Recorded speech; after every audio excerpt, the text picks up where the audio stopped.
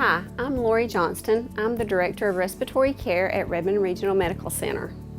A respiratory therapist helps patients in the hospital who can't breathe, any patient who needs oxygen therapy, a patient who needs aerosol therapy, any patient who needs any type of mechanical ventilation, a patient that needs any type of pulmonary function test, any patient who needs anything that needs any type of lung therapy. As respiratory therapists, we have many different ways to deliver oxygen therapy. One of them is high-flow nasal cannula. COPDers, and that stands for chronic obstructive pulmonary disease, usually has a difficulty breathing, and that stems from the fact that they are air hungry. If you know anyone who has COPD, you will find that a lot of times they need to have air blowing on them. So you'll see a lot of times when they have a fan blowing on them. With this particular device, this allows us to deliver them a high flow of air. That allows them to get the air that they need along with the oxygen. So this is why it's called a high flow oxygen delivery.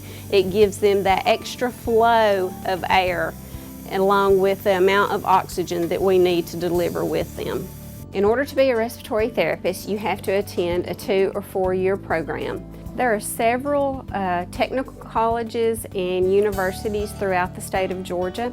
There is a website that is Georgia Society for Respiratory Care, which is www.gasrc.org, that students can log on to. There's a student section on the right-hand side that if you click on that, it will give you a choice of technical colleges and universities. You can obtain a AS or a BS. After students attend the 2 or 4 year program, they must sit their boards.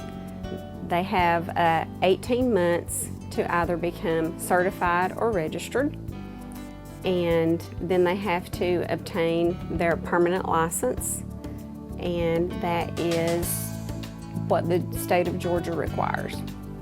The licensure varies from state to state. You have to be licensed in all states except for Alaska or Hawaii.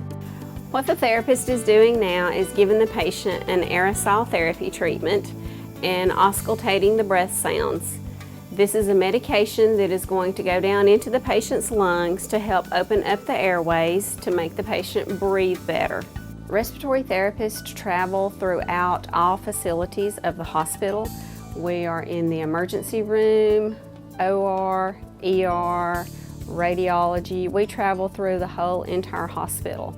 But the hospital is not the only setting that a respiratory therapist can work in.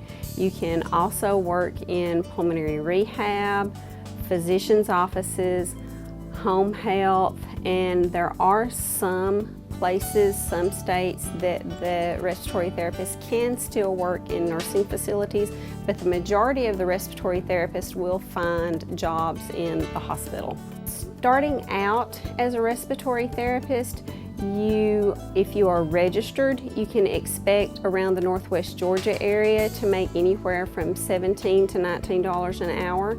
If you work closer to the metropolitan area, you're going to find that average to be probably closer to $20 an hour. This is a mechanical ventilator. This is what we use when a patient is unable to breathe on their own.